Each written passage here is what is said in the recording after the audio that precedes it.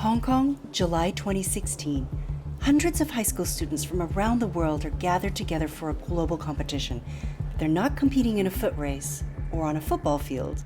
The game here is brain power. These youngsters are the cream of their country's math talent, and this is one of the most prestigious competitions in the world. The IQ count here is through the roof.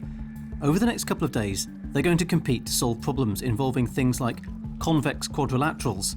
And no, I have no idea what that means either. More than 100 countries are taking part, and team members take to the stage to present themselves to the audience. And yes, even one of the world's most reclusive countries has sent along a team. 6 young men step forward. They're teenagers, really. And while the rest of the competitors are in sweatpants, shorts, and jeans, the North Koreans are in white dress shirts tucked neatly into black trousers. They've got loyalty badges of the Kims pinned carefully over their hearts, and second from the left, one of them stands out. He's slightly taller than the others. His name? Jong-il. His teammates are smiling, but if you look closely, there's something going on with Jong-il. He's preoccupied. He keeps glancing to the side. He looks like he's in a hurry to get off the stage. He's got something far more important than mathematics on his mind: his freedom.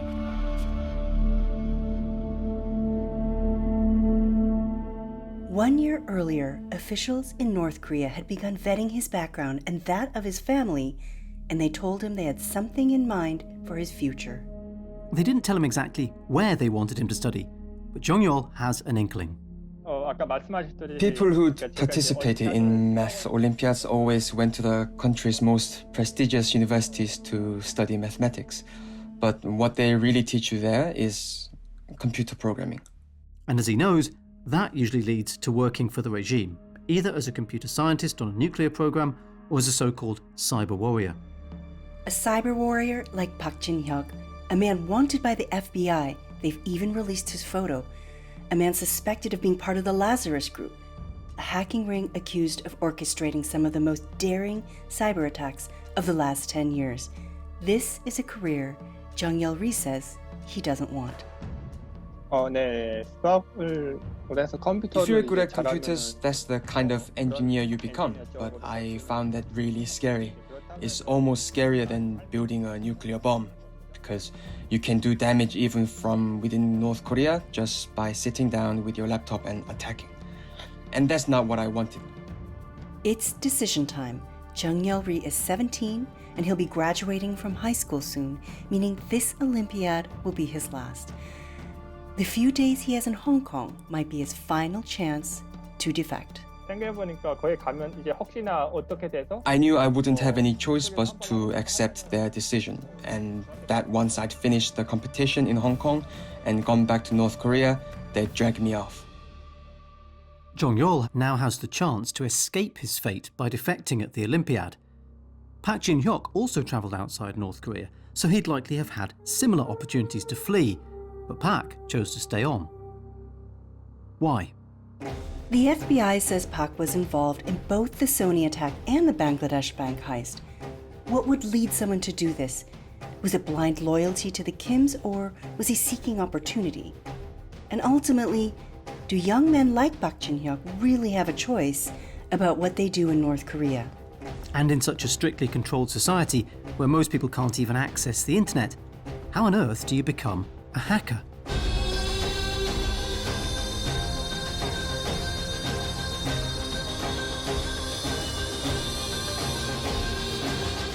From the BBC World Service, this is the Lazarus Heist. I'm Geoff White. I'm Jean Lee. Episode 5, Cyber Warriors. A few years back, Jared Cohen got to do something most Americans never will: visit North Korea. Pyongyang looks completely foreign to his American eye. For one, there are no flashing ads and billboards to see. But he does spot something that he recognises. You have these massive highways with like 10 lanes, and you have these, perfectly manicured traffic ladies with these big puffy earmuffs and all kind of dolled up in makeup, and they're doing these acrobatic dances where they're very ceremonial ways directing traffic on these 10-lane highways that have no cars on them. I had seen videos of this on YouTube. I remember going up to one of them and telling her she was a YouTube sensation. And, I had a translator with me, and she kind of looked at me puzzled, and I realized not only does she not know what YouTube is, even if I was to explain that it was a video platform on the internet, she wouldn't even know what the internet was. Yeah, North Korea's traffic ladies in their trim blue suits and their white gloves, they're absolutely iconic. Pyongyang does have traffic lights, but because there are so many power outages, these traffic ladies jump in when the lights go out. And heat, that's another commodity that's in short supply in North Korea. The thing that the videos don't prepare you for if you go in the month of January is how unbelievably cold it is. There's no heat inside the buildings either. You're all bundled up and you think, if I'm this cold, and if they don't even have heating inside of like the office of the vice foreign minister, I cannot imagine what people doing hard labor without the benefit of warm clothes further north in the dead of winter are going through. It's January 2013. Kim Jong-un has been in power for a year, and this visit is a real propaganda coup for him because Jared is a top executive at one of the world's biggest tech companies. Ran Google Ideas, which was Google's think tank. With him is Eric Schmidt, then the executive chairman of Google, no less. They insist this is just a private visit for them. Turns out they're working on a book about the power of digital information. And in the case of North Korea, there wasn't much attention being given to the state of the kind of digital oppression in the country. So that's why we went. Of course, that's not how the North Koreans portrayed the visit in their state media. I happened to catch the evening broadcast on state TV, and it was more like our nation and our leader are so important that famous Americans in the tech industry are paying us a visit. And the executives are going to get a carefully curated tour, complete with props. Yeah, I was on this tour with them as well, and one of our first stops was the mausoleum where the bodies of Kim Il-sung and Kim Jong-il lie in state in these glass coffins. It's incredibly eerie, and the tour does include a look inside Kim Jong-il's personal armored train. And inside the train car, it was kind of outfitted for Kim Jong-il, and there was this beautiful, I remember it was a silver MacBook.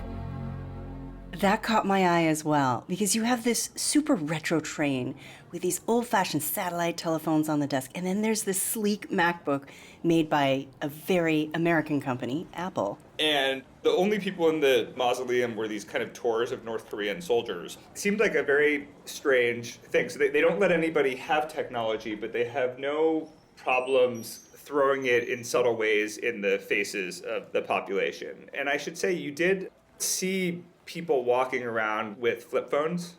It's true, in January 2013, more than 1 million North Koreans were using Chinese-made mobile phones, but they can't make international phone calls, and of course there's no internet. But I think you have to understand how significant it was for North Koreans to be able to use mobile phones, even if they can only call other North Koreans. Because until these mobile phones were introduced in 2008, North Koreans had almost no way to communicate with one another. As Jared is starting to find out, North Korea is a country that's embracing science and technology, albeit on its own very idiosyncratic terms. It's promoting tech in its propaganda. So around the time I started reporting from Pyongyang in 2009, I began to hear this really catchy tune everywhere in the capital city. And on holidays, you'd see these students, they get all dressed up, dance in the plazas to this particular song. There's a specific dance move that goes with it. And the North Koreans told me it was the song of CNC. Right, so now we've got that seared on our brains. What does CNC stand for? What is this song of CNC all about? So you don't know what CNC stands for? I don't. To my shame, I don't know. So I had to learn this from the North Koreans, and they were surprised as well that I didn't know that CNC stands for computer numerical control. Ah, yes, of course. Basically, it is the automation of machinery using computers. And I think this is something we don't even think about. This is how machines operate. But in North Korea, until then, everything was being done by hand. Factories were decades behind the rest of the world. So getting automated signified finally moving into the modern era and using computers to manufacture everything from cars to clothes to furniture and nuclear bombs and ballistic missiles. The lyrics go something like this: our CNC advances us to the edge of the world. Let's build a science tech model to bring happiness. Okay, so North Korea has more computer technology and mobile phones than many of us thought. But this is a rigidly controlled society. The leadership runs everything. So they must have made an active decision to ramp up all this technology. And I'm guessing, Jean, the objective isn't to free the masses. Certainly not. We spoke to a high-profile defector from North Korea about this, and this is someone who's had a front-row seat to how the Kim family sees and uses technology. My name is Tae Yong-ho. I used to be the deputy ambassador of North Korea in London until the summer of 2016, when I defected North Korea and I took asylum in South Korea. Tae Yong-ho now serves as a legislator in South Korea's National Assembly. You know, his arrival in Seoul was such big news because he's one of the most elite officials to defect from North Korea. So one day, he's representing the regime and spouting its propaganda, and then the next, he's divulging its secrets. And as he remembers it, the country wasn't always high-tech. I entered North Korea's foreign ministry in 1988. There was no even a single computer, no computer at all. The people even did not have knowledge how to use it. But a few years later, entering into the early of 1990s, all of a sudden there was a booming of connecting the offices of the foreign ministries with computers. All of a sudden, the leaders mentioned about the importance of computers. the country started making its own computers, and in 1990 established the Korea Computer Center to develop software as well as electronics. Tae says it was Kim Jong-il's own children who pushed for computers. So at the height of a famine in the 1990s, Kim Jong-il sent his children to Switzerland to be educated, including a young Kim Jong-un, who went by the pseudonym Park Jin in those days, and pretended to be the son of a diplomat at the North Korean embassy. They were the ones who, I think, enlightened their father, and Kim Jong-il quickly caught the advantages of these computers and networking, so that he can hide very easily, where he stayed and worked. He can have even more efficient way to control the North Korean system. So it was really a great revolution inside North Korean system. But it turns out the Song of CNC was more than just a catchy tune. I see it as a campaign song for Kim Jong-un, while he was preparing to take over as the next Kim to rule North Korea. Kim Jong-un might be a familiar name today, but back in 2008, not even the North Koreans knew his name because his father kept him completely hidden. But everything changed when Kim Jong-il suffered a stroke that August, and after emerging from a coma, Kim Jong-il realized he had to prepare a successor, and fast. How do you suddenly tell your country's people that a baby-faced 20-something son is going to be their next leader? Here's how. You paint a picture of him as a millennial who's a computer genius and who's going to bring North Korea into the modern era.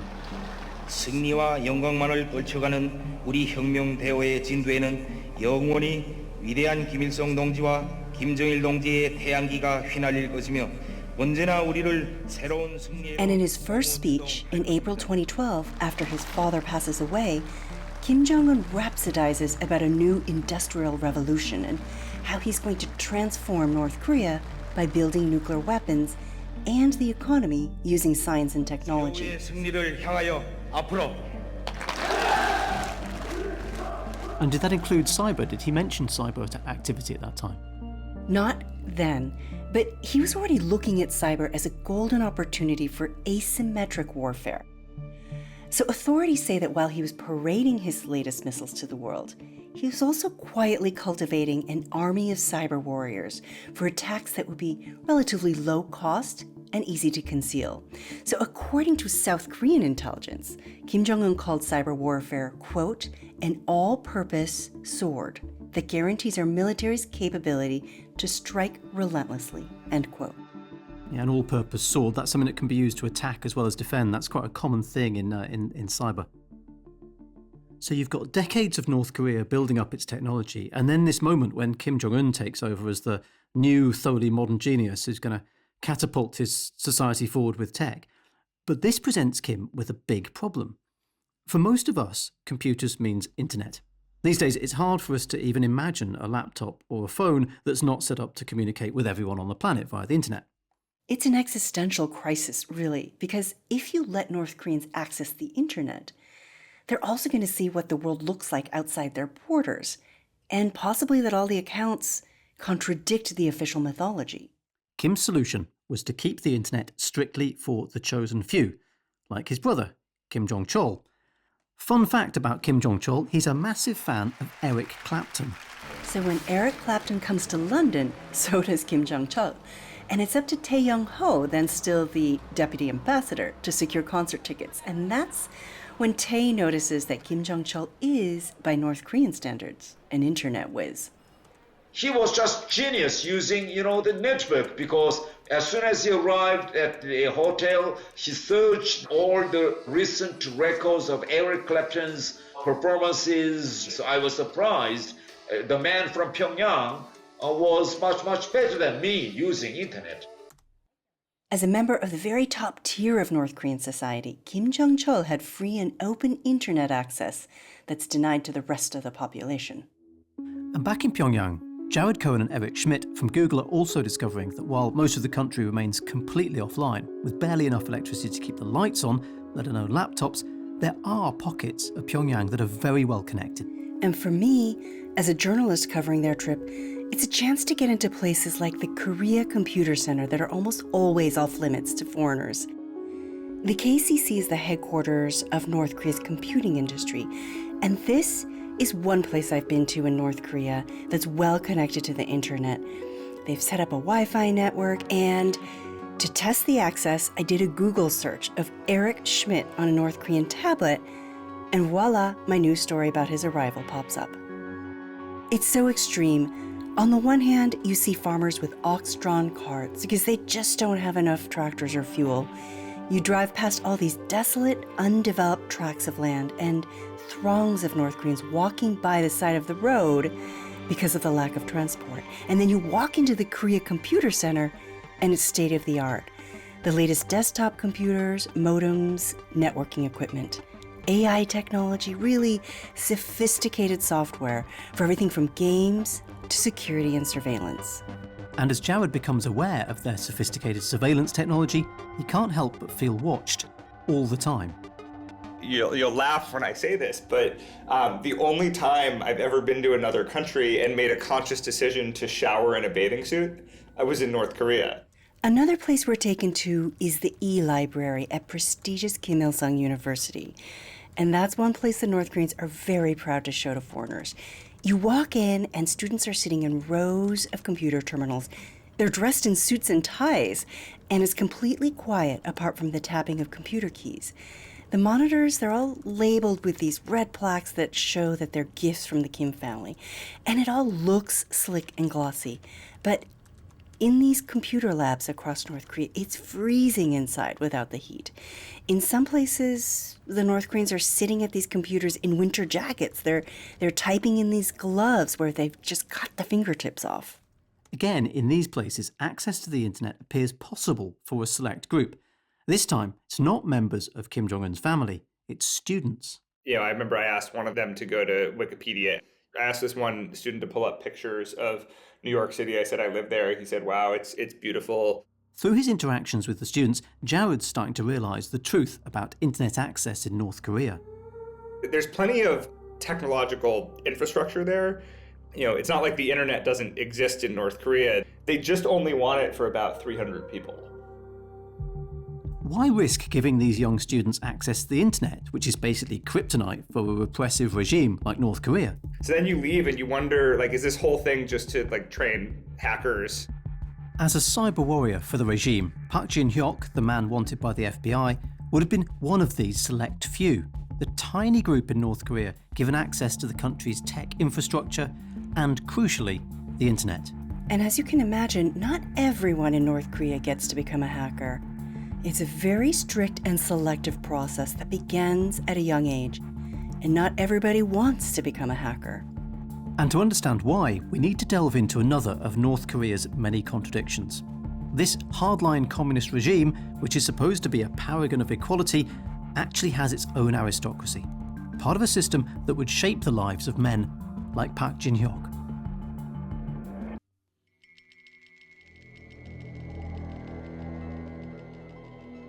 So, Gene, the thing I find interesting about these communist countries is there's not many communist countries left in the world, but they all seem to have their own slightly unique take on what communism means and how to apply it, and then the reality of how it actually is. What's the situation in North Korea? Yeah, this is a very North Korean interpretation of communism. Officially, North Korea is a socialist country, but I would say it operates more like a monarchy, led by one family, a royal family, the Kims. And the Kims have come up with their own class system. North Korea is a class society. As Congressman Tae says, North Korea is a class society. And guess what? This class system is based on how close your family was to Kim Il-sung. So just beneath the Kims in the hierarchy, you've got political aristocrats, as we'll call them. They're people whose parents or grandparents fought alongside Kim Il-sung for independence from the Japanese. At the bottom are the unlucky ones whose ancestors collaborated with the Japanese. And they may have been intellectuals or businessmen during the colonial period, but their descendants are treated like pariahs in the Kim family system. And then there are all those in the middle whose families don't have the political pedigree, but they also don't have the taint of being considered traitors. So in North Korea, it is very important which class you are born, because the class you are belonging will decide where you live, what kind of education you can get, and what kind of job you can get. And it's pretty difficult to become a diplomat or a party official or an army general if you're not from that elite upper crust. There is no way. But there are some ways to climb up.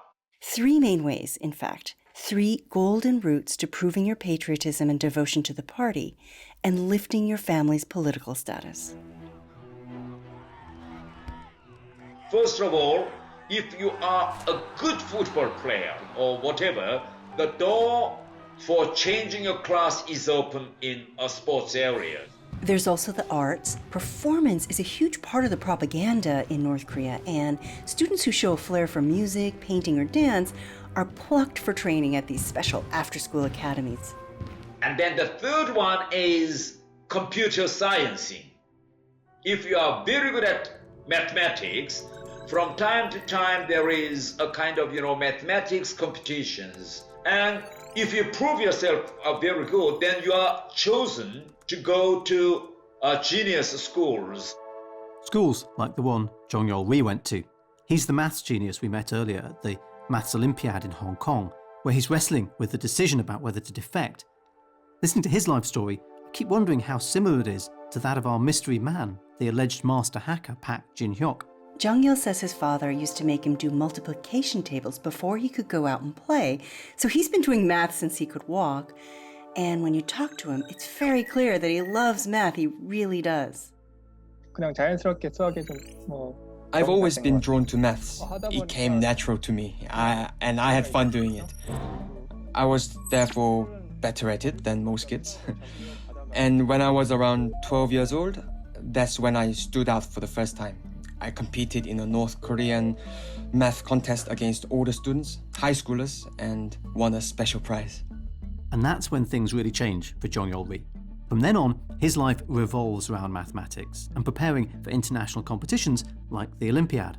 다른 과목 그러니까 뭐 원래는 학교 In most schools in North Korea, as well as mathematics, you study all kinds of subjects. But if you're competing for the Olympiads, then you are only studying mathematics and nothing else. And he says to help with his studies, he gets a laptop, of course, not with internet access that can link him to the outside world, but just access to a few intranet sites that are strictly controlled by the state. But actually, it's keeping the batteries charged. That's his main worry. 북한 같은 경우는 여름에 In North Korea, you only have uninterrupted electricity during a very brief window of time every day. So I installed a solar panel to generate electricity. But in the winter, there isn't much sunlight, so I then charge my laptop using gasoline. Thanks partly to his petrol-powered laptop, Jong-il is eventually sent to Pyongyang, away from his family for further training. It's a grueling schedule. They start doing maths at 8 a.m. and sometimes they don't finish until after midnight. They eat, sleep and breathe maths. 일단은 제가 첫 번째 해가 좀 어려웠어요. So the first year was a bit difficult. I was only 15 years old and all the other kids were at least 17. And so I hadn't had as much time to mature. And the older boys would order me around to run little errands, kind of like soldiers do when you join in the army. So because of that, it was really hard at first. But he also gets to enjoy one of the rewards that comes with being selected to represent North Korea at international competitions, a trip abroad, an incredibly rare perk. They go to Colombia in South America for his first math Olympiad. 중국 애들도 오고 다 보면 그냥 I'm the only one in my family to have gone abroad. It's really rare. And that first trip was a real shock for me. Everything was a revelation, starting with the electricity. We were flying at night, and when we arrived, I could see the whole city below me shining really brightly. I couldn't believe you could have so many lights and so many cars as well. His team does well. They rank 5th worldwide, just behind China, South Korea, the US and Russia. Jong-il himself wins a silver medal, but that's not enough. 북한에서 적대시하는 국가가 이제 Because of the investment that has been made into you, you are expected to win. And it has to be a gold medal. North Koreans have told me it's routine for athletes to undergo self-criticism sessions if they don't come back with gold. And I should note that these self-criticism sessions are part of daily life. North Koreans are forced to recite their shortfalls and bear an avalanche of criticism from party officials when they get back. And this gives Jong-il a taste of the pressures and hardship to come. We've heard about the grueling hours spent studying. That's just the beginning. Next, he's going to be trained for international computer programming competitions. And if these young maths whizzes are chosen to join the country's cyber army, Tae Yong-ho says their future lives won't be any easier. If you are chosen as cyber warriors, even though you receive better rations, the life there is very difficult because it's a military. For instance, you have to get up at 6 o'clock to work 10 or 15 or 20 hours without sleeping, The whole life would be isolated from rest of North Korea. It's a life Tae wouldn't have wanted for his own 2 sons. Because the life there is miserable to my standard. So what does this tell us about Park Jin Hyok, the man the FBI says is a key member of North Korea's government hackers, the Lazarus Group? He'd have had both genius and ambition, a desire to lift himself and his family out of poverty through his own brainpower. And there's something else about Park's childhood. The FBI says Park Jin Hyok was born in the early 1980s, and looking at the picture of him they've released, this seems very plausible. That's important because a devastating famine, one of the worst the world has ever seen, hit North Korea in the mid-1990s. A time when Park Jin Hyok would have been a child reaching puberty, a time any North Korean you speak to can't forget, like this young defector, Hyok Kim.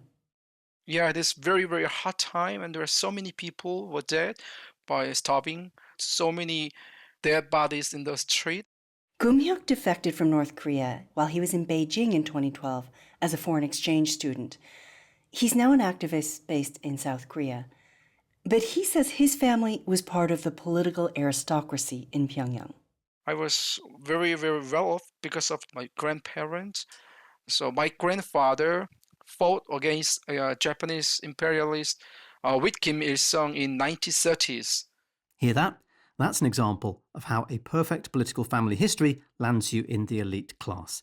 Kim Hyok was spared the worst of the famine, but the vast majority of North Koreans suffered immensely. North Korea was so desperate that they let in foreign relief workers for the first time in the mid-1990s, and aid workers came back with heartbreaking photos of skeletal children with discolored hair and swollen eyes, telltale signs of starvation. And that hardship was sometimes manifest in the more mundane aspects of life.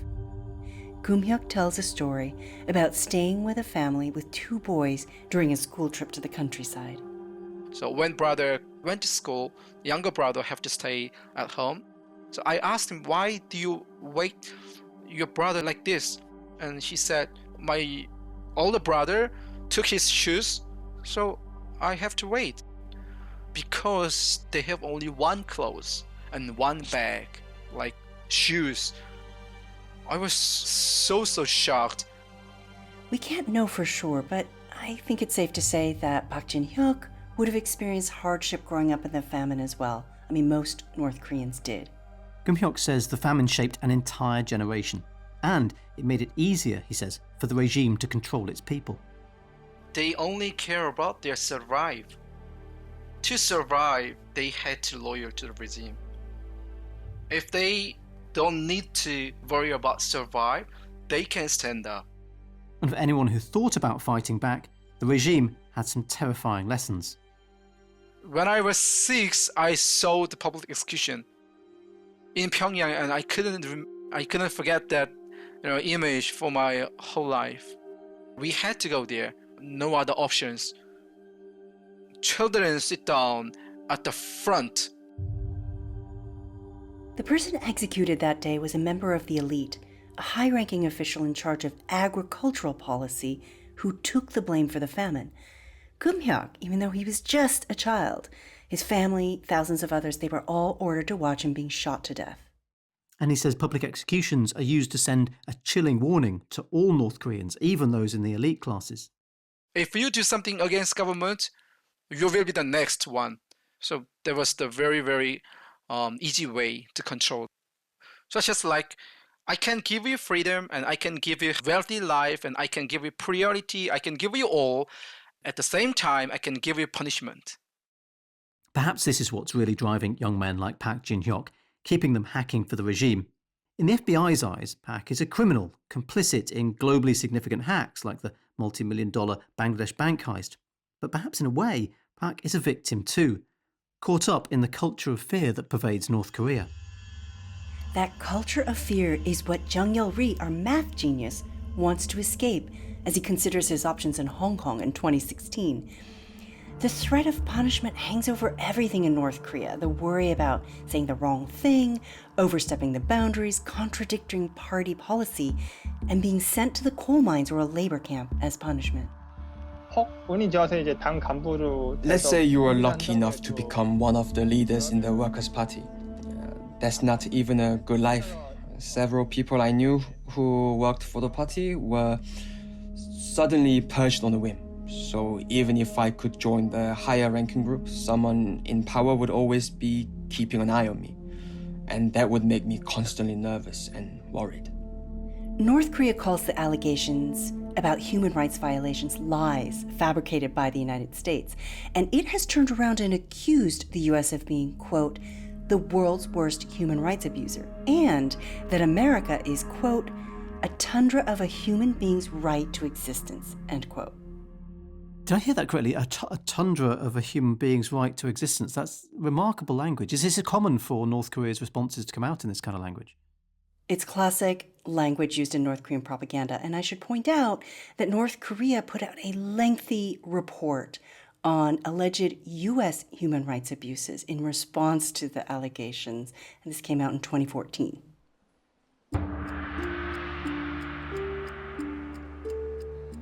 But back in Hong Kong at the Mathematical Olympiad in 2016, Jong-il is aware that defecting is not going to be easy. He and the other North Korean contestants are placed under strict surveillance once they're outside the country. They can't use mobile phones, they had to hand over their passports, and they're closely monitored by a team leader. And the competition is now coming to a close. The clock's ticking, he's got to make up his mind. Amazingly, despite the pressure he was under, Jong-il wins a couple of silver medals, and the North Korean team comes 6th out of 109 countries. A very impressive result all round.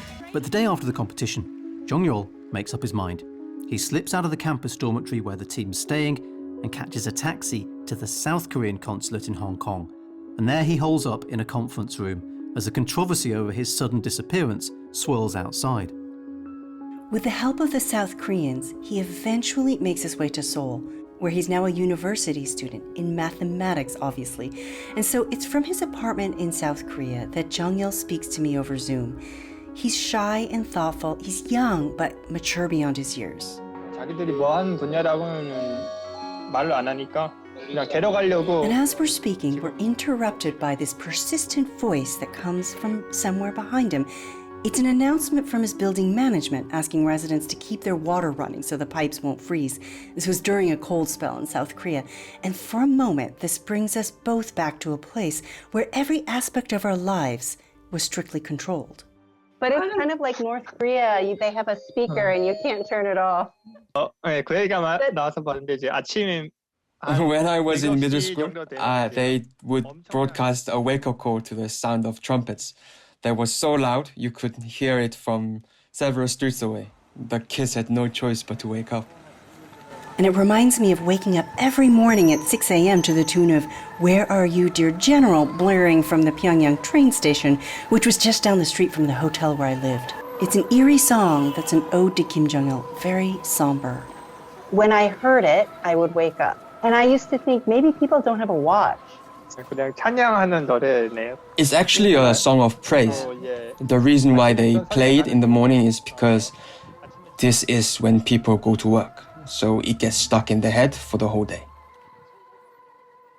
That life is now behind him, and Jong-il is in no hurry to decide what's going to happen next.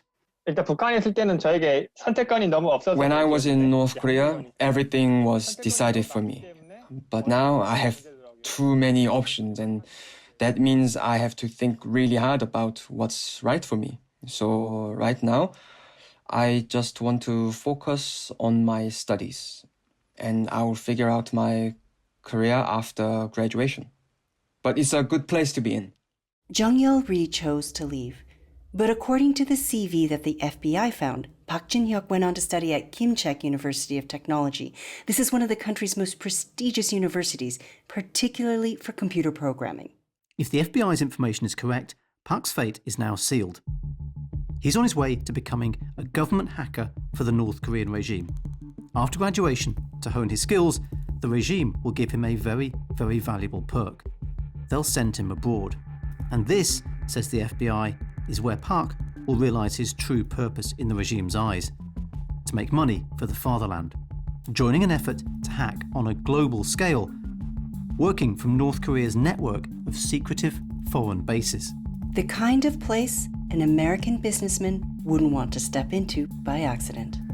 The door opened and I had, some of the other hotel visitors kind of looked very surprised, just like, wow, who's this guy? I'd kind of, taken a step back literally and looked at me completely shocked. And they got in the elevator and they kind of separated themselves a little bit off to the side, but it was just dead silence. That's next time on the Lazarus Heist.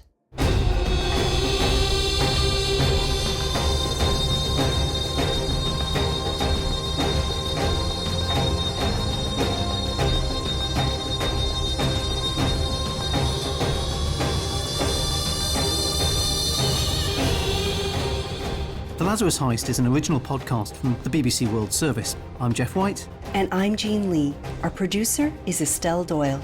And just a quick thanks to everyone who's left us ratings and reviews and talked about the show on social media. Thank you. It really helps us get the word out. And remember to subscribe as well so that you don't miss any future episodes. Do also spread the word on social media. We're using the hashtag Lazarus Heist. Thanks for listening.